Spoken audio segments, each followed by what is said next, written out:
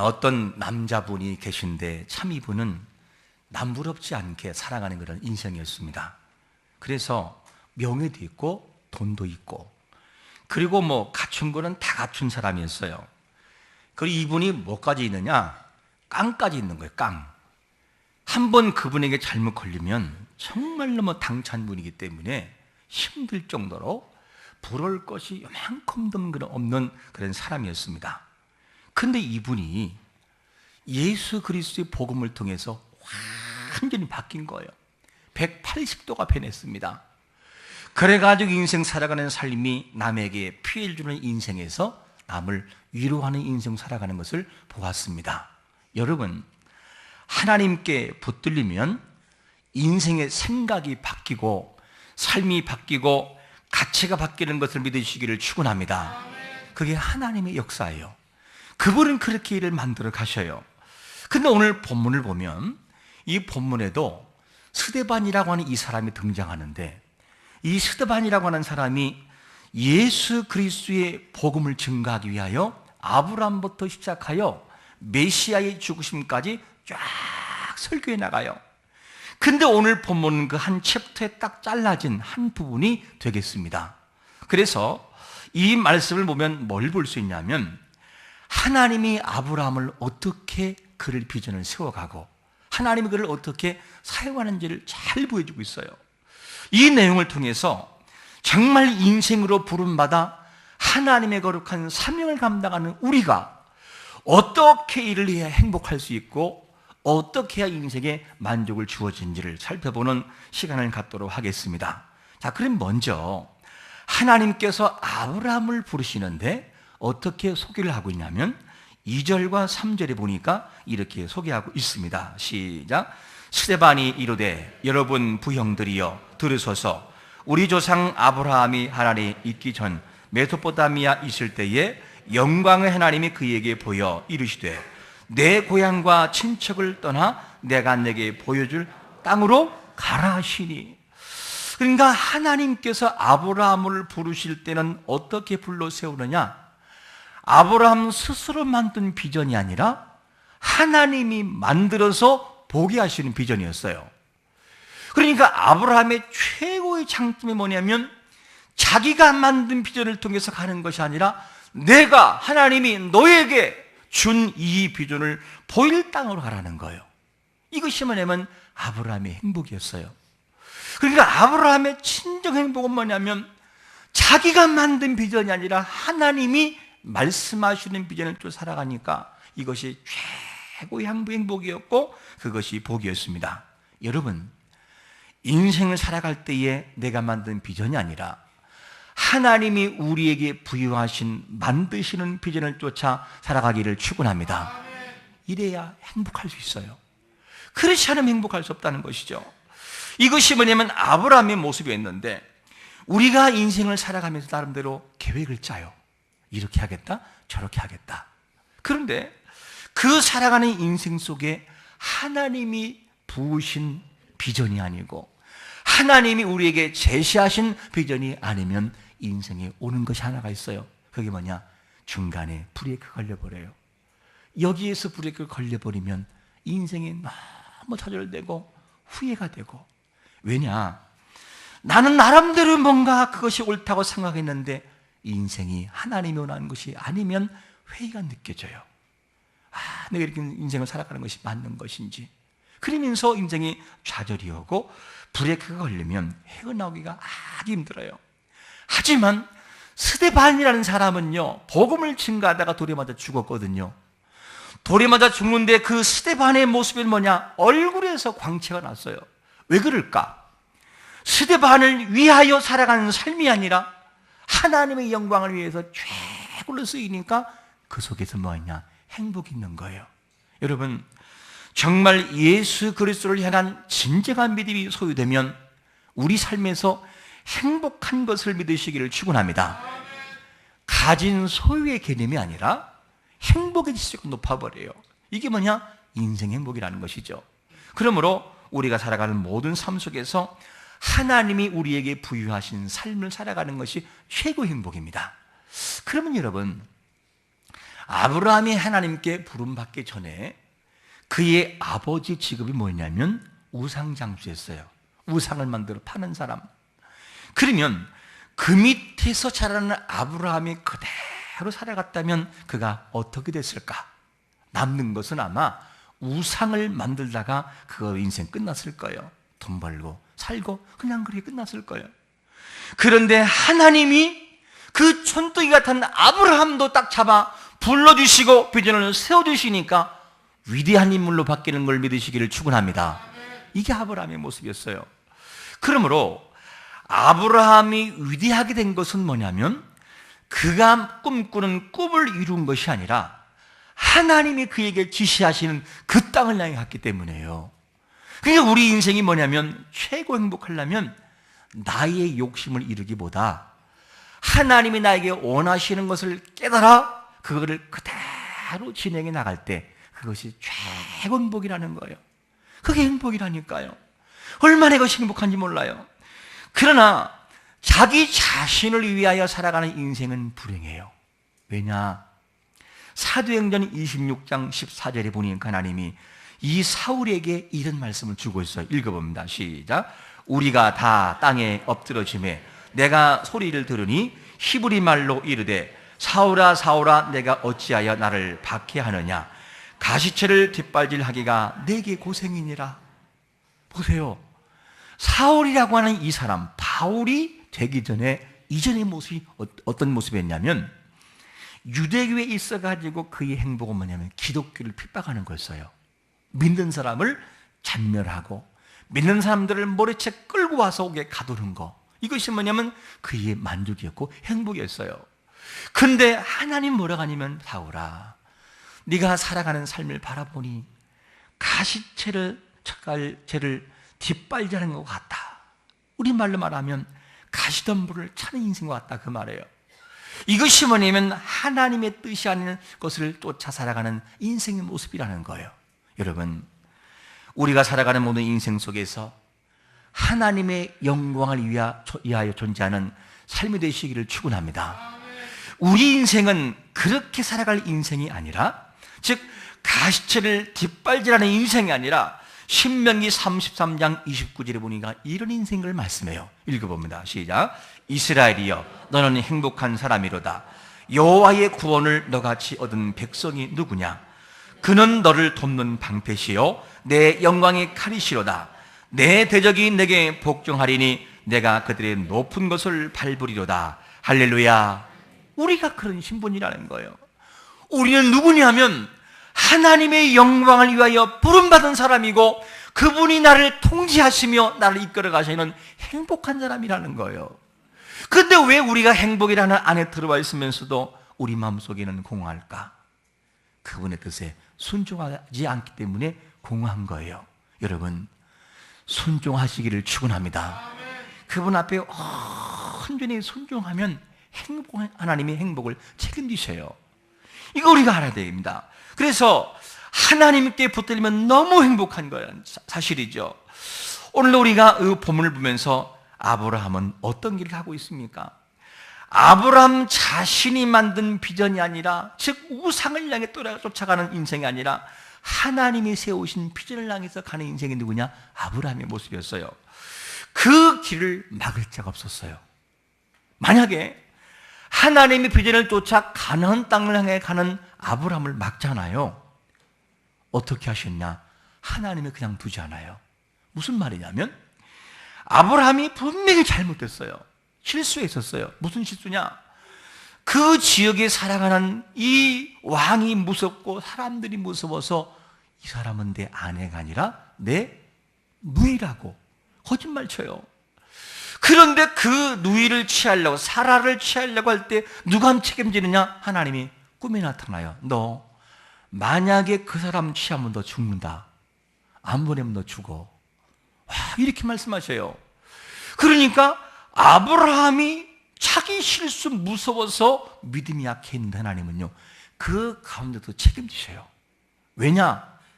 아브라함이 걸어가는 그 길은 자기를 위한 걸어가는 길이 아니라 이스라엘 민족을 회복하고 이스라엘을 부강하게 만들고 하나님의 뜻을 펼칠 인생들을 만들어갈 씨앗이니까 그 씨앗을 건들 때 하나님께서 그냥 두질 않아요. 여러분, 우리가 행복자인 걸 믿으시기를 축원합니다. 너무 행복한 거예요. 너무나. 저는 요즘에 말씀을 큐티하고 묵상하면서 그렇게 행복할 수 없어요. 왜 그렇게 행복한지, 뭐를 가져서가 아니라 이 마음속에 그분이 계시니까 너무 행복한 거예요. 여러분, 그 하나님을 만나고 체험하기를 축원합니다. 그러면 행복하다니까요. 그러므로 우리는 항상 잊지 말아야 돼요. 여러분들이 걸어가는 길 속에 그분이 항상 함께 동행하고 있는지, 그리고 나의 모든 세운 비전 속에 하나님이 나와 함께하고 있는 것인지 우리가 이걸 항상 물으며 살아가야 됩니다. 왜 이 물음이 필요하냐? 에베소 1장 4절에 보니까 이렇게 말씀하기 때문입니다. 시작.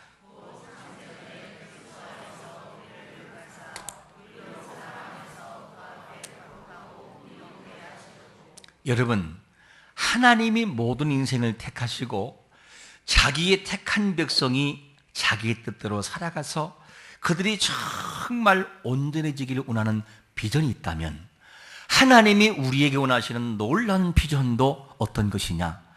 오직 하나님을 바라봐서 하나님을 통하여 만들어지는 열매가 있기를 바라시는 것이 하나님의 마음인 것을 믿으시기를 축원합니다. 그게 아버지 마음이에요. 그러니까 이 마음을 알고 살아가는 것이 얼마나 중요한지 몰라요. 저는 여러분들에게 이러한 질문을 던지고 싶어요. 지금 여러분들이 세우는 인생의 비전의 길, 그거 누가 세운 거냐? 그리고 내 인생을, 모든 인생을 설계할 때, 내가 이렇게 계획할 때 그곳에 하나님이 개입했느냐? 그리고 지금 걸어가고 있는 인생의 모든 계획의 그 길 속에 하나님이 그분께 나에게 허락하시고 있느냐? 저는 이것을 묻고 싶어요. 왜냐하면 만약에 하나님이 원치 않는 삶을 살아간다면 인생이 행복할 수 없기 때문에요. 왜 그런 줄 아십니까? 누가복음 12장 19절과 20절에서 이런 답을 주고 있기 때문입니다. 시작. 또 내가 내 영혼에게 이르되 영혼아 여러해 쓸 물건을 많이 쌓아두었으니 평안히 쉬고 먹고 마시고 즐거워하자 하리라 하되 하나님은 이르시되 어리석은 자여 오늘 밤에 내 영혼을 도로 찾으리니 그러면 내 준비한 것이 누구의 것이 되겠느냐 하셨으니, 이렇게 되기 때문에요. 아무리 많은 걸 준비하고 쌓아놓아도 하나님이 얘야 가자, 너의 인생은 오늘까지란다. 그리고 가자고 그러면 너무너무하잖아요. 인생이 하나님의 영광을 위해서 붙들려서 소유되고 가진 자는 빼앗기는 자가 아니라 남고 넘치는 복이 있음을 믿으시기를 축원합니다. 이런 행복이 우리 앞에 있다는 거예요. 이것을 알아야 되기 때문에 우리는 내가 만든 비전이 아닌 하나님이 원하시는 비전을 위해 살아가야 할 인생이 돼야 된다는 것이죠. 그래야 인생 행복하시다는 겁니다. 그러므로 많은 것을 이루고 놓아도 그것이 나를 위한 것이라 한다면 인생은 불행해요. 마태복음 25장 16절 이하를 보면 5달란트의 이 비유가 나오는데 5개를 받은 자가 열심히 일했어요. 열심히 일을 한 다음에 그 다음에 하나님이 그를 향해 부르시는 이름이 있어요. 뭐라고 하느냐? 마태복음 25장 21절에 보니까 이렇게 말씀해요. 시작. 그 주인이 이르되 잘하였도다 착하고 충성된 종아 내가 적은 일에 충성하였음에 내가 많은 것으로 내게 맡기리니 내 주인의 즐거움에 할렐루야. 하나님이 뭐라고 하냐면 우리가 하나님을 기쁘시게 하는 것은 뭐냐면 내 것을 가지고 내가 만든 비전이 아니라 하나님의 것을 가지고 하나님의 영광을 위해서 열심히 일하니까 그래 너무 착하고 잘했구나, 네가 너무 충성스러운 종이었구나 그러면서 칭찬한다는 거예요. 그러니까 인생의 진정 행복은 어디에 있는 것이냐? 내가 만든 기획과 내가 만든 비전이 아닌 하나님 나에게 부어주신 비전을 가지고 나아갈 때 그 속에 행복 있고 보호를 받는다는 거예요. 이게 하나님 우리에게 주신 약속인 것입니다. 룻기서를 보면 이 룻기서에 등장하는 인물이 첫 출발이 누구냐? 베들레헴에 있었던 바로 엘리멜렉이 등장합니다. 그런데 이 엘리멜렉이 마침 이 떡의 집이요 또는 땅의 집이라고 하는 베들레헴을 떠나버려요. 약속의 땅을. 어디로 가느냐? 이방인 지역인 모압 지역으로 가버려요. 그런데 모압 지역으로 가버리니까 거기서 이루어진 것이 뭐냐면 너무 큰 충격을 받아요. 엘리멜렉이 거기서 죽고 두 아들이 죽어요. 그 남은 것이 뭐냐면 자기 아내와 두 며느리밖에 안 남아요. 그러면서 너무나 서글픈 삶을 살아가는 것이 두 며느리와 그 다음에 시어머니 나오미였습니다. 한 번의 잘못된 결정이 모든 것을 앗아가 버렸어요. 여러분, 우리의 모든 삶의 모든 결정과 삶은 하나님으로부터 와야 됨을 믿으시기를 축원합니다. 그래야 안전하고 그래야 행복할 수 있다는 사실입니다. 그래서 우리는 하나님의 뜻이 아닌 것은 하지 말아야 되고 그 길은 가지를 말아야 됩니다. 그래서 이 주님은 로마서 13장 11절과 14절에서 이렇게 말씀하고 있어요. 시작. 또한 너희가 이 시기를 알거니와 자다가 깰 때가 벌써 되었으니 이제 우리의 구원이 처음 믿을 때보다 가까웠습니다. 오직 주 예수 그리스도로 옷 입고 정욕을 위하여 육신의 일을 도모하지 말라. 여러분, 우리가 왜 이렇게 살아가야 되죠? 왜 깨야만 됩니까? 세상의 정욕이 아니라 주 예수의 그리스도의 옷을 입는 이유는 뭐냐면 이제는 문턱이 이르렀어요. 정말 주님이 오실 때가 바로 문턱이 이르렀다니까요. 여러분 믿으시 바랍니다. 정말 문턱이 이르렀어요. 그렇기 때문에 그날 주님을 펴올 때에 부끄럽지 않도록 우리가 이것을 준비해야 돼요. 그래서 또한 요한계시록 16장 15절에서 이렇게 말씀해요. 시작. 보라, 내가 도둑같이 오리니 누구든지 깨어 자기 옷을 지켜 벌거벗고 다니지 아니하며 자기의 부끄러움을 보이지 아니하는 자는 복이 있도다. 벌거벗고 있으면 무슨 말이죠? 하나님을 잃어버리고 내 인생이 내가 계획한 걸 줄 알고 이 세상의 모든 것이 전부인 줄 알고 하늘이 보이지 않는 인생, 하나님이 보이지 않는 인생, 이런 인생은 뭐냐? 벌거벗은 인생이에요. 나에게 부여하신 달란트를 완전히 잃어버리고 땅에 하나를 받은 자가 땅에 묻고 주인을 두려워하듯이 그분 앞에 설 것을 준비하지 못하는 인생이라고 한다면 그 인생은 부끄러움을 당한다는 거예요. 여러분, 이 날이 오지 않기를 축원합니다. 이 날이 정말 우리 앞에 바로 와야 돼요. 그래서 하나님이 정말 기뻐하시는 인생을 살아가는 인생이 될 때 그 인생은 정말 행복할 수 있다는 사실입니다. 여러분, 하나님이 원치 않은 일을 하면서 고집할 때 하나님은 정말 안 기뻐하는데 그런 인생은 누구냐? 모래 위에 집을 지은 인생과 같아요.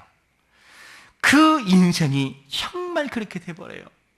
아브라함 촌뜨기가 위대한 것은요, 성공적인 인생을 사는 것은 뭐냐면 자기 설계와 계획이 아니라 하나님 그분께서 부어준 계획과 설계를 쫓아갈 때 그는 행복했습니다. 그러나 하나님이 원치 않는 일을 갈 때, 그리고 그 일을 행할 때 어떤 일이 벌어질까? 민수기 22장 22장 이하를 보면 이런 내용이 등장해요. 모압왕 발락이 이스라엘 백성의 수요와 함께 사람들이 정말 이스라엘이 아모리인들에게 한 것을 바라보고 누가 겁을 먹느냐? 발락이라고 하는 이 왕이, 이 모압 왕이 겁을 먹어요. 그래서 걱정이 되는 거예요. 저들이 지나간다면 어떻게 될까? 이것 때문에 큰 걱정하다가 묘안을 짜낸 거예요. 그게 뭐냐? 당시에 거짓 선지자였던 바로 발람, 이 발람을 초청해서 저 이스라엘 백성들에게 저주하면 되겠구나. 그리고 사신을 보내요. 많은 것을 싸가지고 보내요. 그러면서 하는 말이 뭐냐면, 발람이요, 당신이 만약에 누구든지 저주하면 저주를 받고 당신이 축복을 하면 축복받는 걸 내가 알고 있다. 그러니까 제발 좀 부탁하는데 물질을 줄 테니 누굴 저주하라? 이스라엘을 저주하라는 거예요. 이거면 발락이 부탁했던 하나의 요구였습니다. 이때에 거짓 선지자 발람이 그래도 하나님이 두려우니까 뭐라 하느냐? 잠깐만 계셔보라고. 오늘 밤에 하나님이 나에게 뭔가 말씀할 수 있을 것이라고. 그러면서 기대하는데 하나님이 발람에게 뭐라고 하시느냐? 잘 들어보십시오. 한번 민수기 22장 12절 읽어보겠습니다. 시작.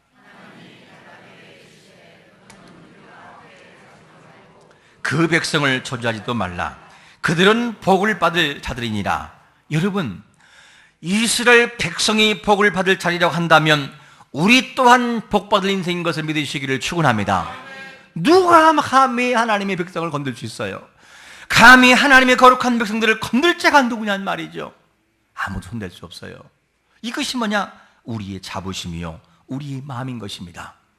이렇게 해서 안 된다 하니까 계속해서 보내는 거예요. 자신들을 더 많은 물질을 가지고. 그러니까 발람의 마음이 흔들리기 시작을 해요. 발람이. 그러니까 하나님이 이것을 아시고 어떻게 하느냐?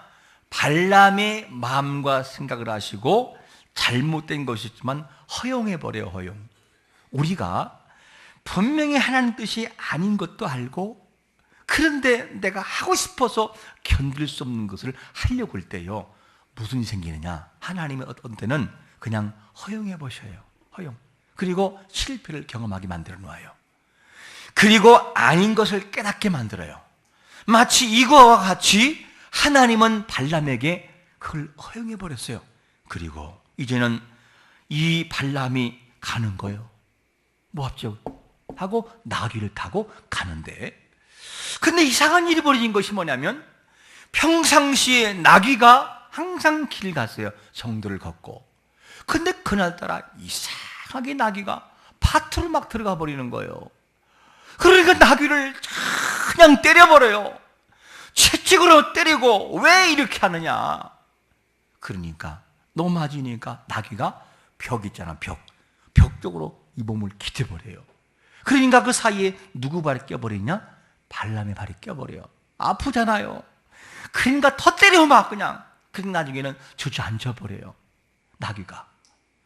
이렇게 하고 있을 때에 또 이 지팡이를 가지고 마구 때려버립니다.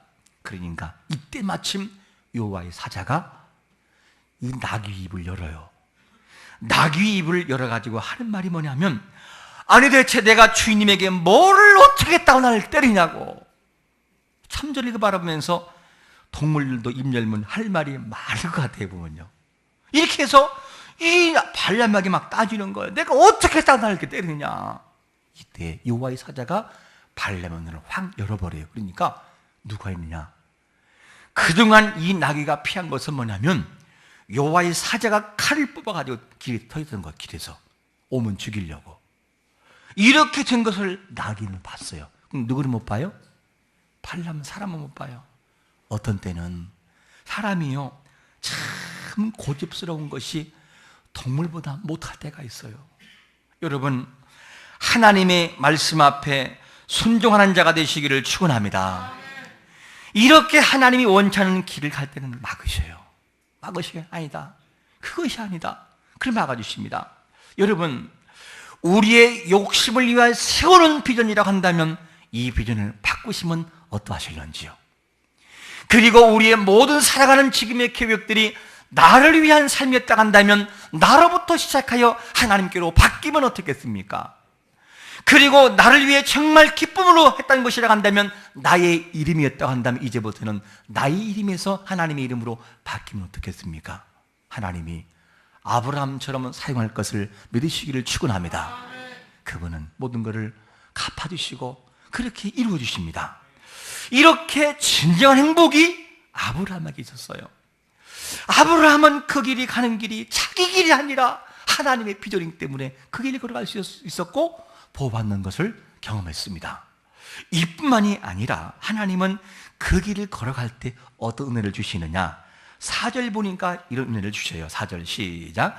아브라함이 갈대아 사람의 땅을 떠나 하란에 거하다가 그의 아버지가 죽음에 하나님이 그를 거기서 너희 지금 사는 이 땅으로 옮기셨느니라.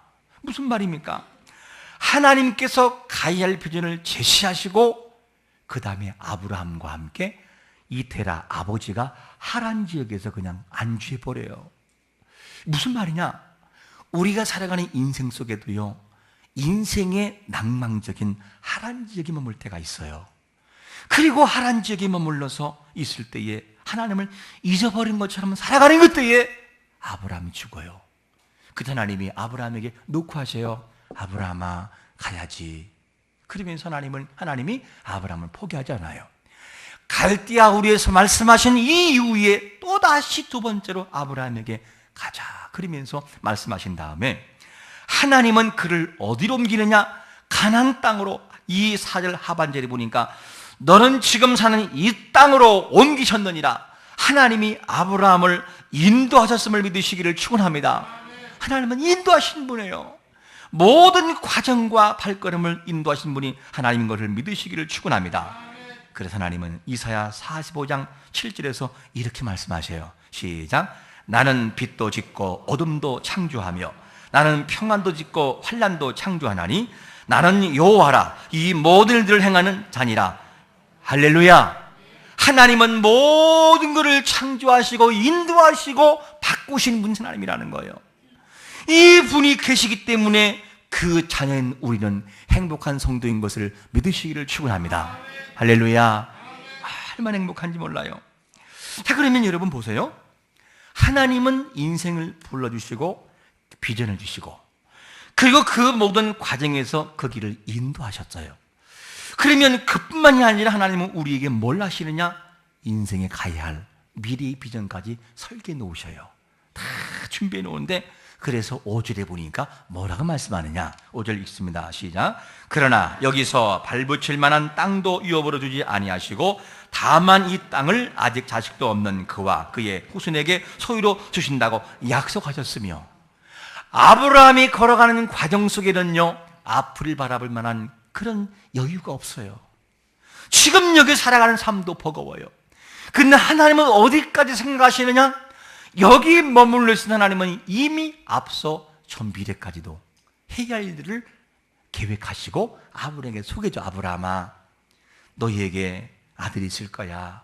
이 땅에 너에게 죽을 거야. 그러면서 아들도 없는데 땅 한 평도 없는 그 가운데 비전을 제시하셔요. 여러분, 하나님은 우리를 부르시며 인도하시며 그 가야 할 길의 비전을 제시하시고 모든 것을 설계하시는 전능하신 분인 걸 믿으시기를 축원합니다. 그게 하나님이라는 거예요. 그러므로 앞으로 되어질 그 일까지 책임지신 분이 하나님이라고 한다면, 그렇다면 오늘 본문을 통하여 이 말씀의 근거를 볼 때 하나님은 인생을 부르시고 제시하시고 인도하시고 가야 할 모든 길을 인도하신다면 우리가 만드는 인생의 설계가 아니라 하나님이 만드시는 설계 속에 우리가 살아가야 되는 것이 맞는 걸 믿으시기를 축원합니다. 그게 우리의 모습이라는 것이죠. 그게 행복이라는 거예요. 그런데 우리 인생은 왜 그렇게 말을 안 듣고 내 고집을 세우는지 몰라요. 인생이 얼마나 허무한지 인생을 비유할 때 야고보 4장 14절에서 이렇게 비유합니다. 시작. 내일 일을 너희가 알지 못하는도다. 너희 생명이 무엇이냐? 너희는 잠깐 보이다가 없어지는 안개니라. 여러분, 인생은요 안개와 같아요. 인생은 내가 오래 살 것처럼 보이고 이룬 모든 것을 가지고 모든 것을 다 내가 누릴 것처럼 보여도 하나님이 오라면 가야 돼요. 그렇게 많은 부와 명예와 학위를 가져도 하나님이 가자 그러면 가야 돼요. 이런 것이 인생인데 왜 우리는 그렇게 나를 위해서 우리 자신을 위해 살려고 노력하는 것이 많은지 몰라요. 여러분, 묻고 싶어요. 누구의 비전을 이루기 위하여 달려가십니까? 그리고 누구를 위하여 살아가십니까? 하나님 우리를 부르시고 비전을 제시하시고 인도하시고 가야 할 모든 길을 허락하시는 그 하나님이라고 한다면 우리 생각을 좀 바꾸면 어떻겠습니까? 우리의 생각을 바꾸면 무슨 일이 벌어질까? 우리의 생각을 바꾸면 행동이 바뀌고, 우리의 행동을 바꾸면 습관이 바뀌고, 우리 습관을 바꾸면 신앙의 인격이 바뀌는 것을 믿으시기를 축원합니다. 그런 인생이 얼마나 행복하겠어요? 그 길을 책임진 하나님이 있다면 얼마나 행복하겠습니까? 이 마음을 가지고 살아가되 오직 우리를 부르신 하나님, 아브라함을 불러 되게 하신 하나님, 그 하나님을 바라보고 인생의 모든 삶을 내가 설계하는 것이 아니라 하나님으로부터의 설계가 출발되시기를 예수 그리스도의 이름으로 축원합니다. 아멘.